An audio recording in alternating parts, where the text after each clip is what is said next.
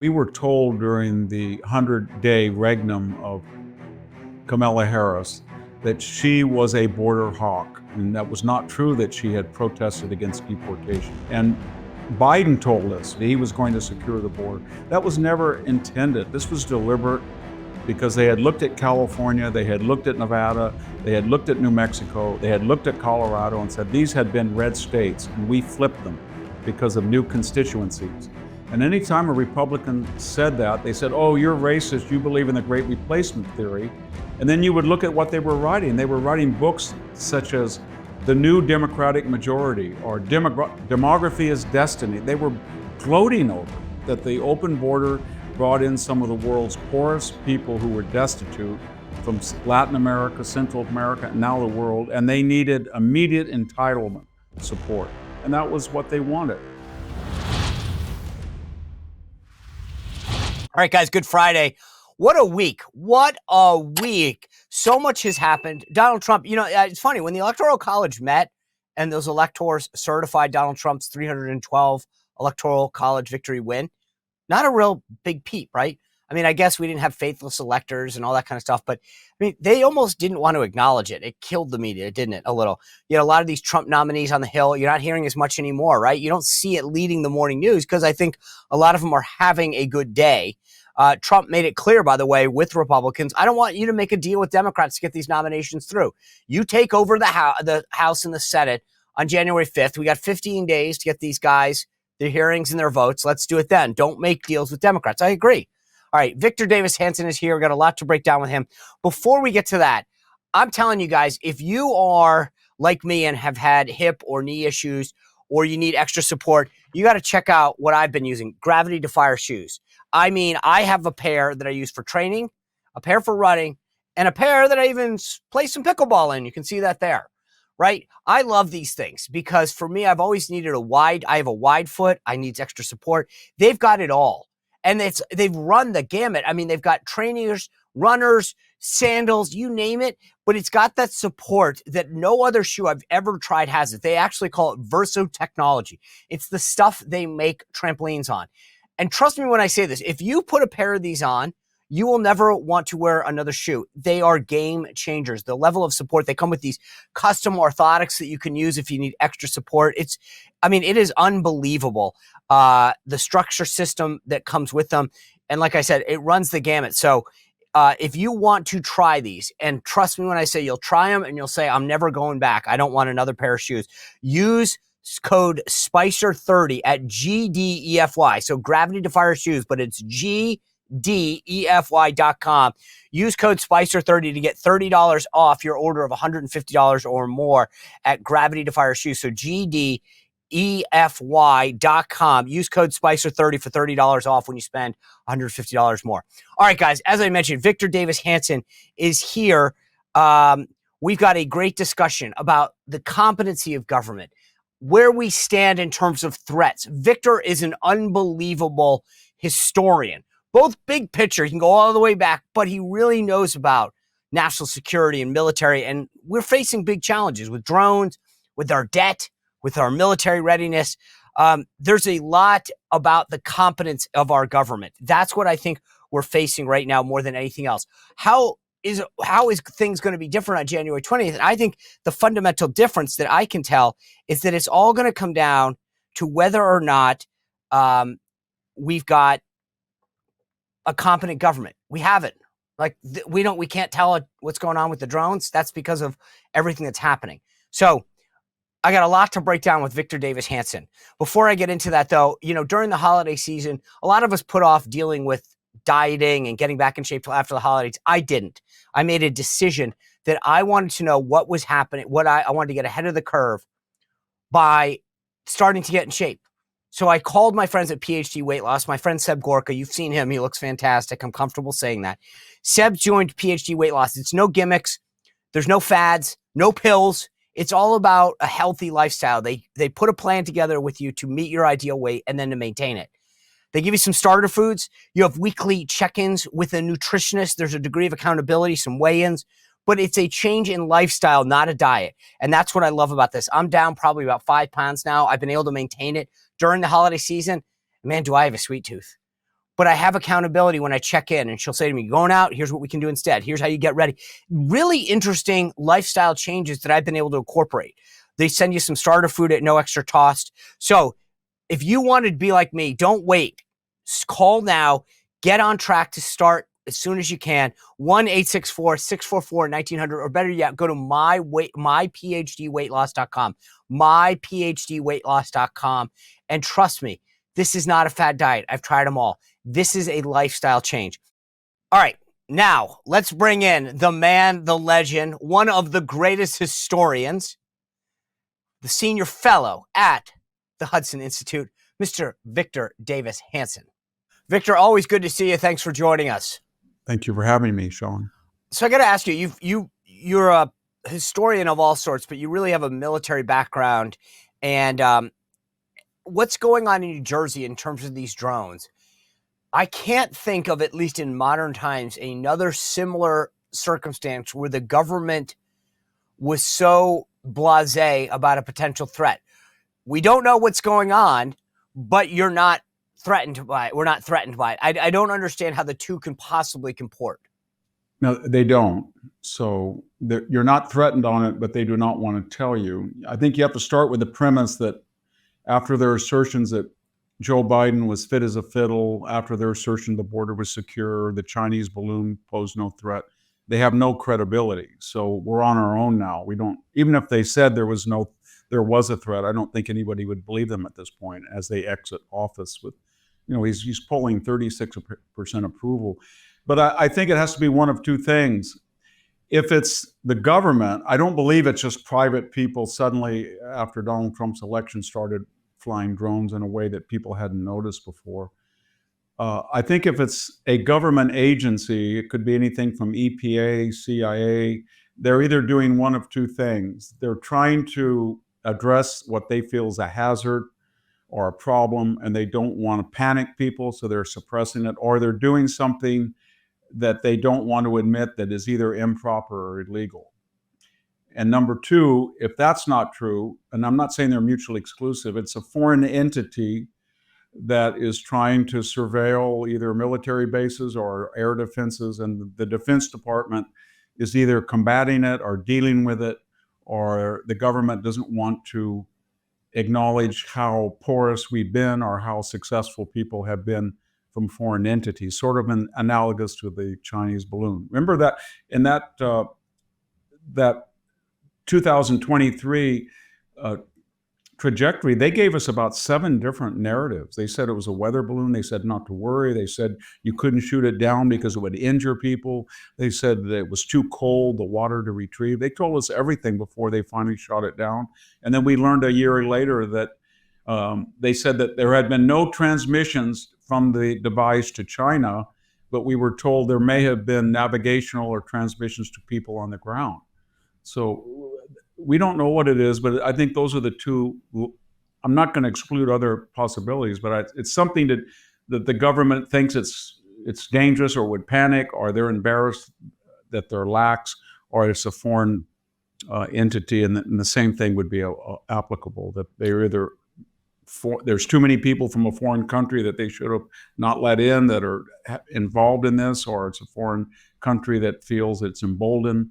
But I don't know why they just don't come out. Donald Trump seems to know, and I think when he's inaugurated, he'll tell us. I do, yeah. It was something, there was a tell in his conversation. Our military knows where they took off from. If it's a garage, they can go right into that garage. They know where it came from and where it went. And for some reason, they don't want to comment. There's two things that I think jump out at me that you addressed. One is the history of this spy balloon. They know that the American people saw the blatant incompetence and the duplicity. We can't shoot it down because it'll hurt you. And then we shot it down, right? It was, wait a second, you just said we couldn't, and then you did it, proving that you didn't really know what was going on. And then second is, just to your second point, we know the truth is going to come out, okay? Maybe it's next week, maybe it's a month, maybe it's 6 months. Donald Trump will get to the bottom of this and he'll lose. So if you're John Kirby or Joe Biden or Alejandro Mayorkas, why go out on a limb and say, these are commercial. There's no threat. When you know, unless truly that's the case, but then you wouldn't preface it with, we don't know, right? I just don't know. I mean, do they just not care about their reputation? Because I'm asking you as a military historian to say, this is Baghdad Bob stuff. We are winning. It is. I think they project, and I think to characterize your concern, they feel that if they were Donald Trump right now, and they know what they had done to Donald Trump, and they know Donald Trump was coming into office, they would feel that he would logically do what they would do if they were in his place. That is, they would go after and hold these people accountable for a variety of unethical behavior and actual crime. So I think they feel that if they were to announce right now that there was some existential lapse in what they've done, there would be a motion to impeach Joe Biden, or there would be an outcry, and they want to get out of town as quickly as possible, and they feel that they're going to let Donald Trump handle it. And I think that's all I can tell you, because everybody has a different theory. Some people think there's radioactive material that came in from overseas, maybe Ukraine, and that's why they're at night, they're trying to spot it. There's people said that there might be natural gas leaks, or everybody's speculating and no one knows anything. All we do know is that the government, for some reason, doesn't just have a press conference and say, here's all the alternatives, this is what we think it is, we can assure you this, or we have to warn you about this. They won't do that. And there has to be a reason why. The people who are suggesting that they're hiding something are not crazy. There's a lot of authorities with a lot of experience behind them that are sober and judicious. And so no one believes these people. And I think that's, Donald Trump because said if you knew the answer, right? If you knew, you'd say, hey, we've taken photos, we've analyzed them. But here's the thing that's weird.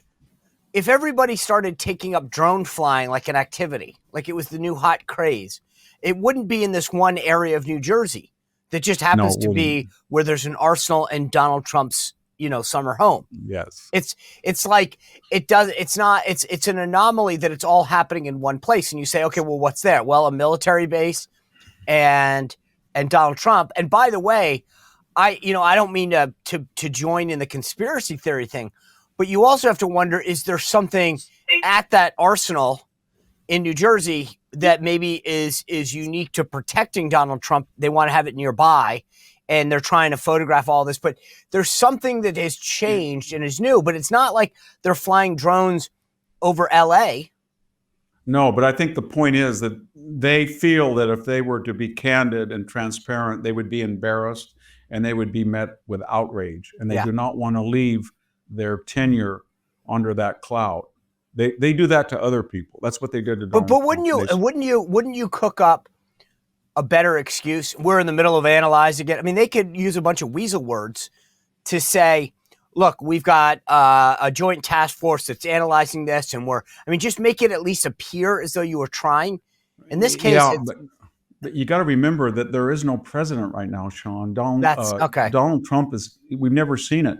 In 2016, they were yelling Loganak, Loganak, when Michael Flynn supposedly talked to a Russian. Donald Trump, according to their own standards, is violating. He's running the country before he's even in office. Thank God. Don't you find that interesting? I thought about that the other day, and I'm glad you brought it up. I mean, this guy is literally meeting with foreign leaders.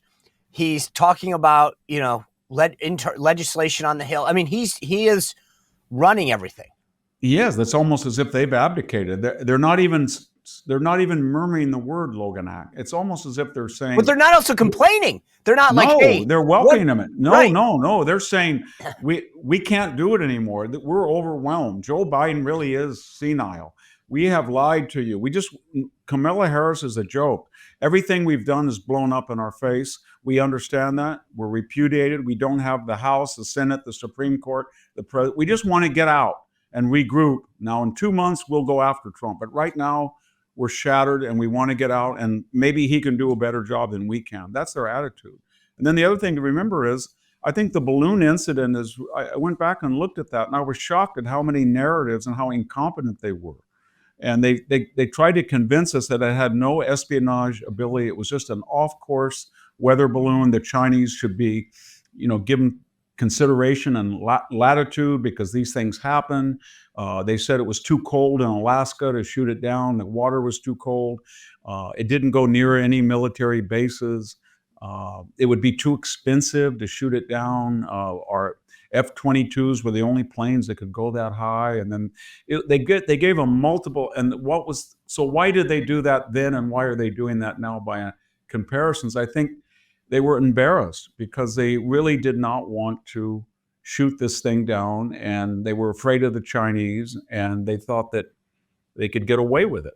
And I think that's what they don't want to tell. They didn't tell us for weeks that there had been an Iranian plot and people almost had a contract out to kill Donald Trump. Yeah. We learned that from the media leaks. And so that was we haven't even got the full story. We were just told the other day that a Secret Service agent shot at the second assassination. I don't know if that's accurate. We were told that Mr. Crooks, the first assassination person, was communicating in encrypted devices overseas.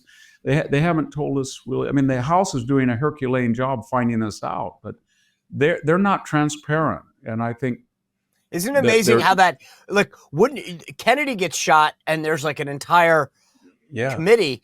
Donald Trump gets his ear taken off and they're like, stop asking questions.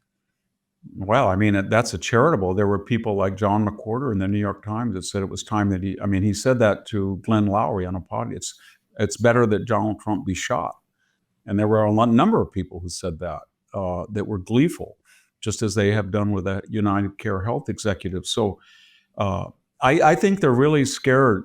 The people that I have talked to, and I don't talk to very many, as you don't, on the left, but they really feel they have culpability. And I think whether it's Lynn Cheney or people in the House that have destroyed evidence or acted improperly, they're all thinking, if Donald Trump had done what I have done, we threw the book at him. And he has probably more credible evidence of culpability than we did against him. And he must think just like we do, that he wants revenge. And I don't think Trump is on their level. I really do think that he's a lot more magnanimous. Not that he shouldn't be, but I think he is more magnanimous than they are. Yeah. Far more magnanimous. All right, hate to interrupt this conversation with Victor, but if you run a company or are the person in charge of finances, do I have a game changer for you? Now, the ramp card, the ramp system is something that will save you time and money. I've gotten my team on board on this. This is a system like nothing else. It will save you a ton. It will simplify your business. It is the corporate and expense card management system designed to help you save time and put money back in your pocket. So whether you've got 5 employees or 5,000, it's an absolute game changer. It gives your finance team insight into your company's spending. It helps you set limits about what they can do, where they can do it. It's amazing. You don't have to run around collecting receipts. We all know what that's like. If you're the guy running the company, you know what I'm talking about. This will save you a ton. It's easy to use, and it takes less than 15 minutes to get started. They issue virtual and physical cards. They're like Visa cards that you give out to each of your employees. You've got virtual ones if they're doing online spending. Trust me when I tell you, one of the folks that came on the show told me it changed everything for their company. And right now, during the holiday season, you get $250 in your pocket just for joining Ramp. So go to ramp.com/Spicer, ramp.com/Spicer. Cards are issued by Sutton and Celtic Bank, members FDIC. Terms and conditions apply. Now back to the conversation with Victor. I want to talk about another threat that I think that we're facing that's self-inflicted, and that is our debt and our deficit. Yeah. You can put this in perspective better than anybody, but I feel like every great empire, every great country eventually falls on itself because of things like its own debt, that it's unable to help itself. And right now, the interest payments on the debt are getting so high that it's starting to crowd out our ability in the future to pay for domestic needs, and that includes our national defense. So before we go down the spending piece of this, just put it in perspective historically. How much of a danger does our debt and deficit pose to our future viability? Well, there's 2 things historically to keep in mind. One is, and my colleague at Hoover, Neil Ferguson, has pointed out, it's a barometer. When the interest on the debt is larger than the defense outlay, then you're in real trouble. That happened in the case of Constantinople and 17th century Spain. In other words, they had borrowed so much money and they were paying back to both public and private lenders that they didn't have that interest alone, not the debt, just the interest on it. So we owe about $1.2 billion, depending on the interest rate, it varies, right now every year to $1.2 trillion. Okay. And that's larger than the roughly $900 billion defense budget. So we're spending more money just to pay interest holders than we are on the debt. The other thing is, historically, very quickly, there's really only three ways to handle a debt that becomes unsustainable. And we're getting to, I think we're at 125% of GDP.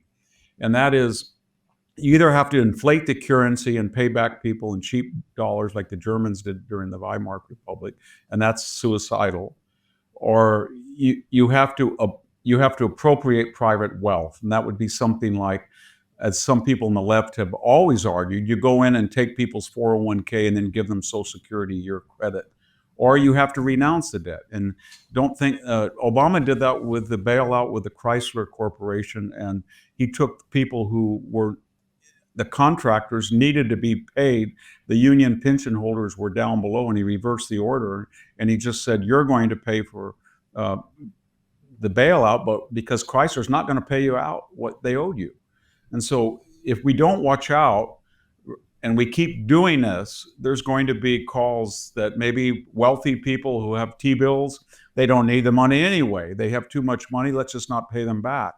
Or maybe we should just inflate, get about 12 or 15% interest, inflation to pay it back. But it's not good.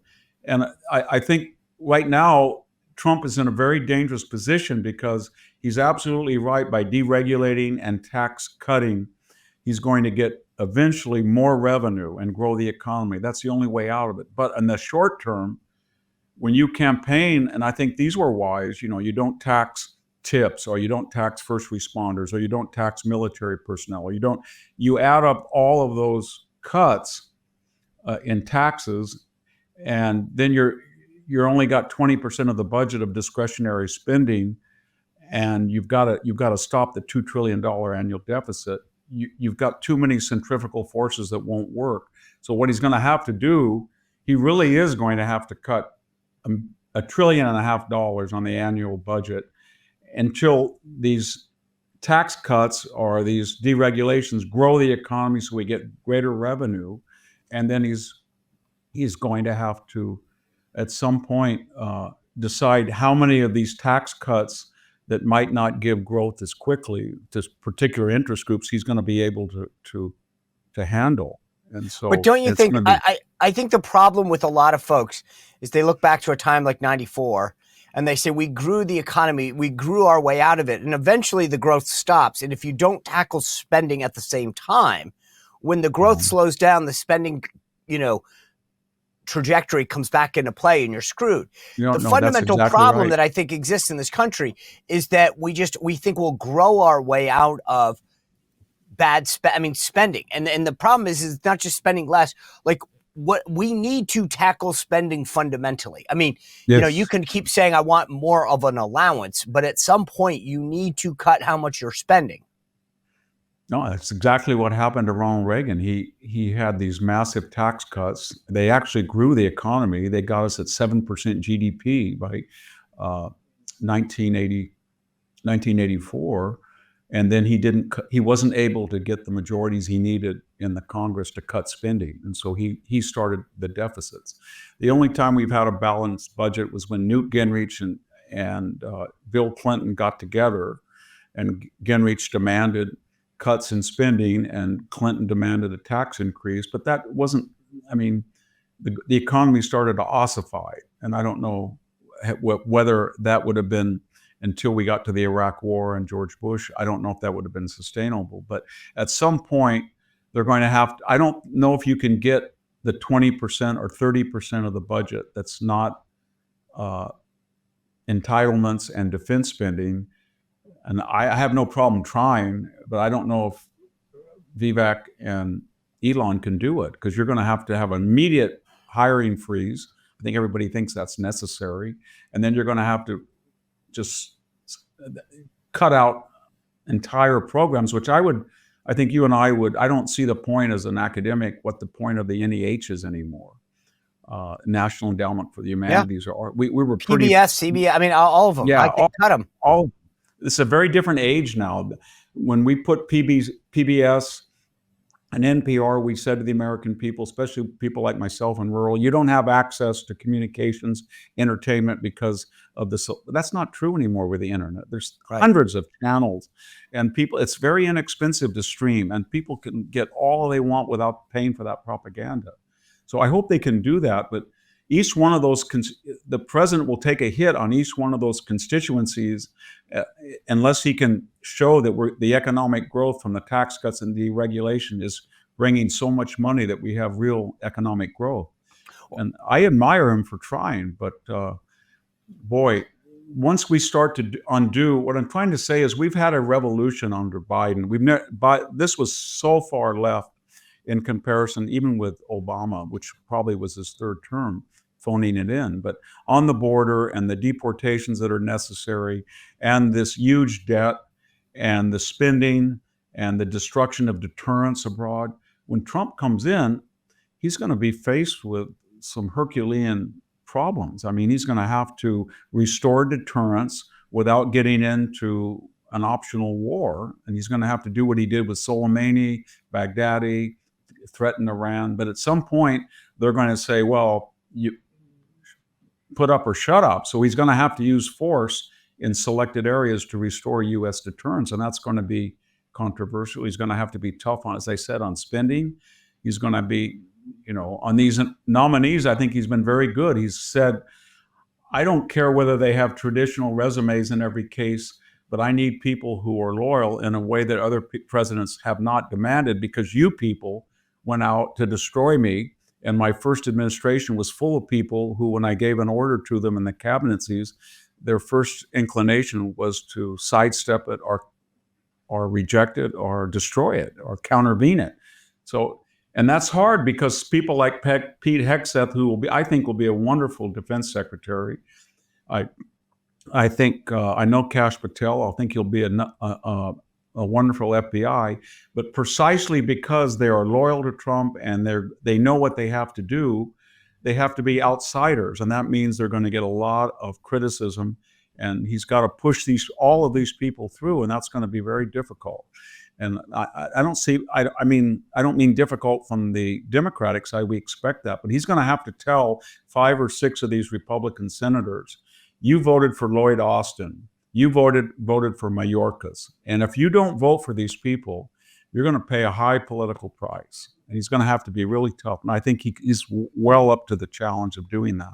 I agree. Yeah, he's got to make it clear. You guys gave Biden a lot of leeway. Let me do the right thing for the country and have my back. Let me get back to spending for a minute, because I want to talk about, you mentioned the Vivek and in Elon effort, the DOGE, Department of Government Efficiency. Yeah. Before I touch on that, though, I just want to ask you, you mentioned this, the big part of federal spending are what we call entitlement spending, Medicare, Medicaid, Social Security, veterans benefits, things that Congress, they're on autopilot. They grow every year. I still think that there's reforms and efficiencies in there that would yield billions of dollars of savings if we actually had the guts to be honest about what was going on. Hey, these programs are not run well. I mean, the VA, for example, President Trump brought in VA Choice, allowed veterans to not sit in line for months to see a VA doctor, potentially miles and miles away from their home, and go see a doctor. That saves money. It's more efficient. It's more effective. If we can actually instill efficiencies in the entitlement programs, we could save money, but no one wants to touch it. So if we don't deal with the big part of the budget, we're never going to tackle spending. No, we have to. And you're absolutely right. Just take the Social Security disability percentages. They have quadrupled. When you and I were 10, 15 years ago, it was very rare for a family to have 2 or 3 children on Social Security disability. But over the years, we've started to say that childhood dyslexia, for example, qualifies a person for disability from Social Security. We give Social Security to people who are undocumented and illegal alien payments. Well, I mean, for disability, yeah, they can come and apply for disability insurance if they're injured on a job. And we have all sorts of things that have crept into the entitlements. They were very easy to grant, and they were granted to get political constituencies and support. But when you take them away, it's going to be very difficult because people have been accustomed to that. I'm not a socialist, but I make a good salary where I work. And I think if he said to people who make over $200,000 a year to take just an arbitrary, you get your Social Security and you'll get all the money you paid back plus 6 or 7% as if it was a savings account. But beyond that, we can't afford it. I mean, these are radical ideas, but it's not sustainable as it is right now, and of course the left wants to go up to 10 or 12%, 15% of your contribution instead of 7.5 on Social Security. So, and the left wants to raise the ceiling, take off the ceiling of income subject to Social Security taxes. So they have a lot of solutions, and that is raise the payroll taxes endlessly to justify this endless entitlement. But it's going to be Donald Trump was the first Republican president, and that's why he got elected. And he created a new movement by saying, I'm for the working classes, and you have been screwed over by the bicoastal left-wing elite, and I'm going to stop it. But that's going to be very hard to transmit that message if he cuts Social Security in a way that hurts that constituency. So he's going to he has to explain to them, you're not going to get your pensions, and we can't guarantee them that they will grow in a way that's commensurate with inflation unless we cut out the stuff and the people who have not paid into the system and are getting all sorts of entitlements that endanger your right to what you've earned. And that's a very complicated argument. Yeah, I mean, just the notion, frankly, in this day and age, I mean, this gets back to your point about how times have changed. Like, there's so many better ways that we could provide for people's retirement than Social Security. But we're not willing to have an honest conversation. I want to, though, ask you about this DOGE effort that Elon and Vivek Ramaswamy are leading. I appreciate it. I hope that they're successful. And maybe you can persuade me that I'm just too cynical, but I feel like the swamp and the deep state and the bureaucracy know how to fight back. And these guys are going in and poking holes in the obvious, duplicity, inefficiencies that exist in the federal government today. But each one of them, Victor, has a constituency that says, yeah, I live off of this little program that is outdated or inefficient or duplicitous, and I get my paycheck, or I'm a contractor, and they're going to fight back, and they'll have some member of Congress fight for them. Tell me, are you more hopeful about this DOGE effort that the Vivek and Elon are leading, or do you share my cynicism? Well, I'm a little bit more hopeful than past efforts. I'll give you that. I'll give you that. Yeah, but I'm in California, and I remember very well that when Arnold Schwarzenegger was reelected with a pretty sizable margin, and a Republican in California, he said, I'm going to take on the inefficiencies in state government, the union, especially the SIU, and the healthcare waste, and Medi-Cal. Medi-Cal had gone from about 5 or 6% of the California budget to almost 35-40%. And we had millions of people who were undocumented, millions that were on Medi-Cal. It's the largest bite, and he was going to address that. And he was trying to keep taxes at about 10 or 11%. Now they're 13.3. And what happened to him was he was an outsider like Vivek, and just like Elon, he was a can-do guy. He was popular. He'd been reelected as governor, unheard of as a Republican. And guess what? All of a sudden, he was blasted with commercials that showed him having a cigar with his buddies. They showed him flying. He was going from the Sacramento airport, getting in his private jet every weekend, flying back to LA and home where he lived, flying back. Every day the commercial said, your governor is in a private jet. Here's his cronies. He's on a motorcycle with a leather jacket, having a cigar and laughing at us while we're hardcore people, hardworking people are trying to, and it destroyed him. And it didn't just destroy him politically, it destroyed him psychologically, because he looked at all that and he had called these people girly men. They're girly men, we'll take them on. And he folded. But when he left office, He was a big spending liberal. He had a green agenda that wrecked the country. He stopped oil production, timber production, mineral production. His wife, as you know, Kennedy, was pretty much driving his agenda. He was a liberal, and they destroyed him. But he sounded tough. I don't think that's going to happen, but I share that in the past. I guess what I'm trying to say is that it's never worked before. And they say it's never worked because we had the wrong people, and we can do it. But well, they're the right people. I mean, these two guys have nothing to lose. They're worth a ton of money, and they know how to run a company and bring a business sense to government for the first time. And I'm just to be clear, and I think you share this. I hope they are very successful. I need them to be very successful. I worry. I think, yeah. I mean, well, I do think that Elon Musk is a renaissance, but we have never seen his like in history. I mean, this is a guy who revolutionized the space industry. No one had ever broken into the big three auto. He's got the best-selling car in California.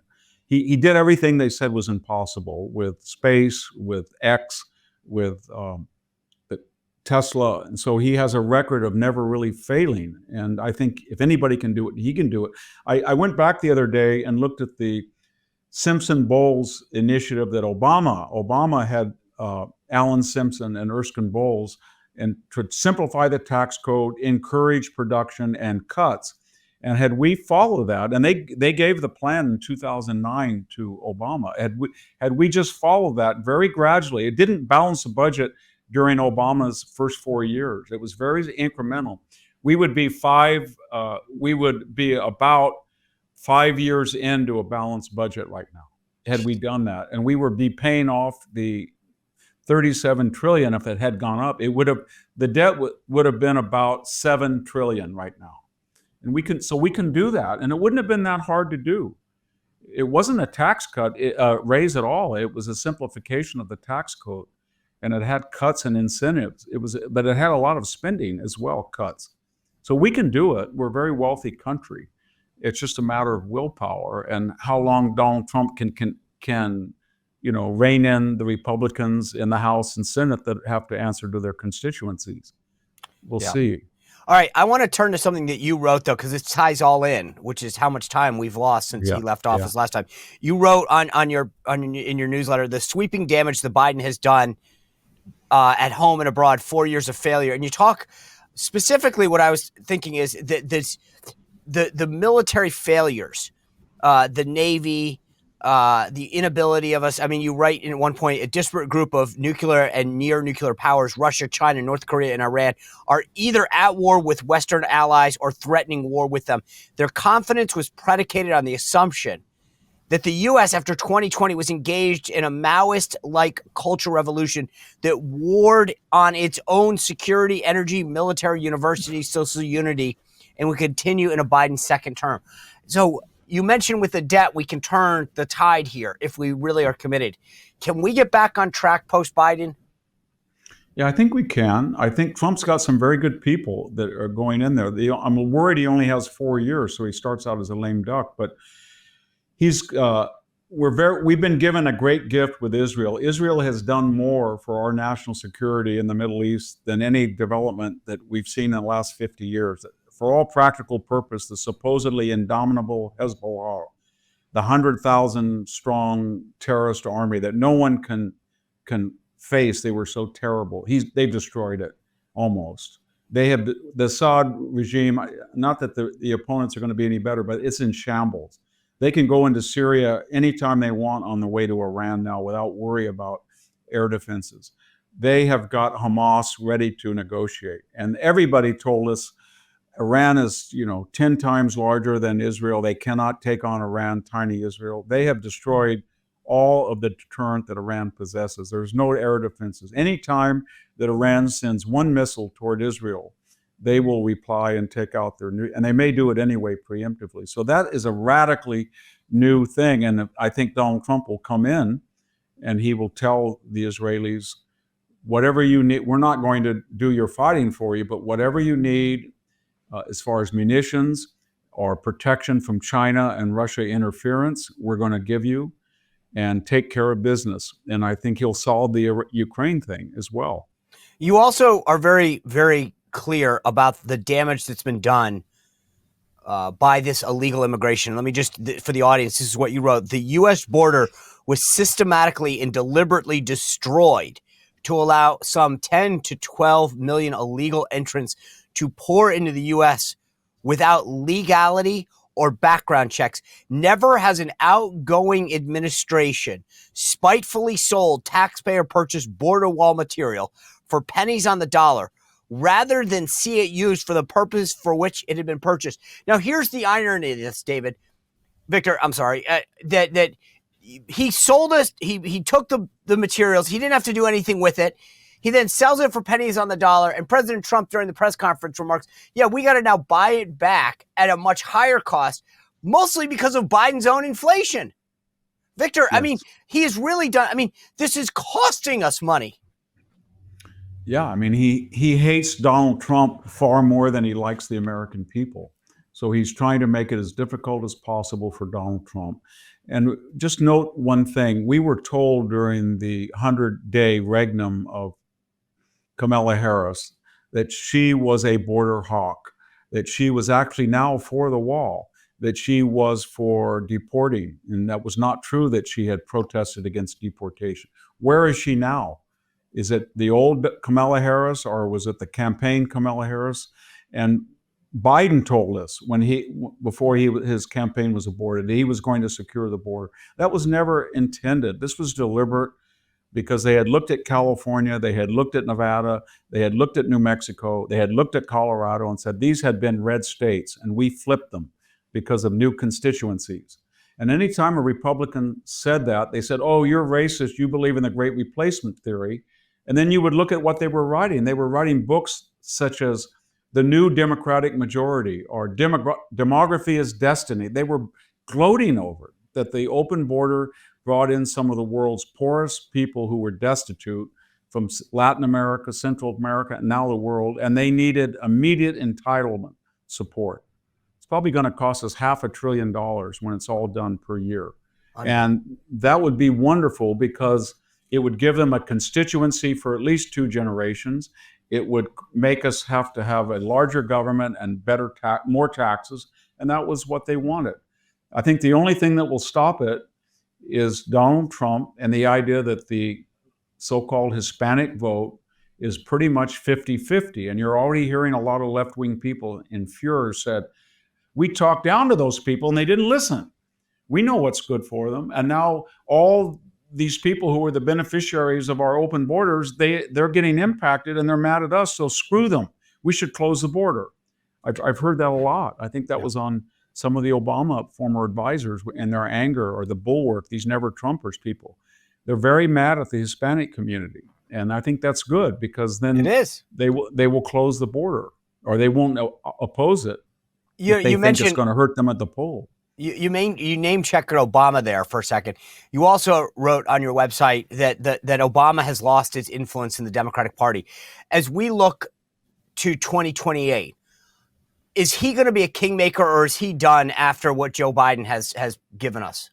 No, I don't think he's going to be a kingmaker. I don't think we really calibrated how out of touch he's become the last 7.5 years. There was something weird about Obama. He checked out, remember, the last year of his administration. He was down to about 40% approval.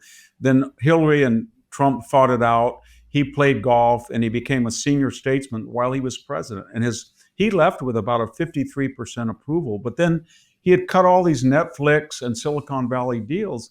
He's worth over 200 or 300 million. He has 4 mansions.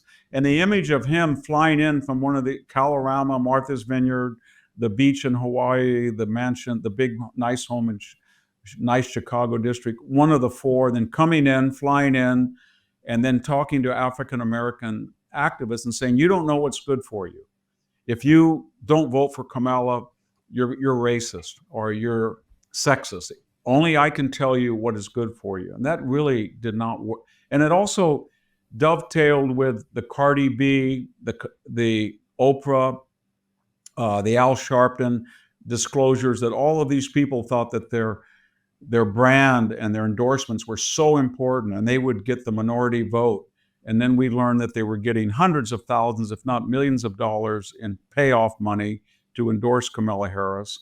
And she herself had no constituency among African-American men, really. She lost about 30% of them. And that was kind of an astounding figure given the propaganda. So I think that the idea that you're going to be an elite, bi-coastal elite like Obama, hang out with the Silicon Valley, Wall Street zillionaires, and then from time to time you're going to jet in from a mansion and tell African Americans what's good for them as you change your accent, modulate your tone, Hopi and changey. I just don't think it's, when you look at Charlemagne the God, or you look at a lot of African American people in Chicago that are yelling at Mayor Johnson, and I see it here. I live in a Latino community. It's Mexican Americans, about 80%. I don't think I met one Mexican American working male over the age of 40 that did not vote for Donald Trump. Wow. It was amazing. And this is in California, That's Central unbelievable. Valley. So what a it shift. is. What a It shift. is. Donald Trump did that. I think we got to really point out that this was a man that the Mitt Romney, McCain, Bush wing all said was racist. Yep. And yet he has been more ecumenical. He sucks at being racist, doesn't he? He sucks at being racist. Yes. And he said to the country, we're going to substitute racial chauvinism, tribalism for class. And the white truck driver, the Latino electrician, the black cement expert, you have more in common than with each other than you do with the elites of your party or your interests. And that was a radical thing to do. And he did it with the union, and he didn't get full credit, but it was a revolutionary achievement. It really was. Yeah.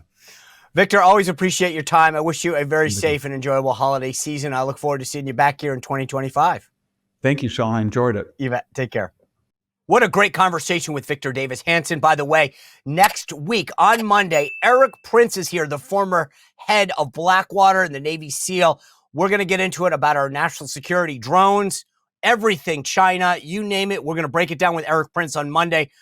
Also, if you're looking for information about the inauguration, how to get tickets or whatever, I'm putting a lot of that in my newsletter, SeanSpicer.com. It's free to sign up. You're always welcome to become a VIP, or if you're looking for that last minute Christmas gift, to give it to somebody, give them a subscription to SeanSpicer.com. It's free to sign up there. Go to SeanSpicer.com and sign up. Thanks for tuning in today. Remember, Eric Prince is on Monday, and we've got a big lineup all week long. I will see you back here on Monday. Thanks a lot for tuning in. Well, if you enjoyed this content, make sure to like this video, subscribe, and click the notification bell to get more.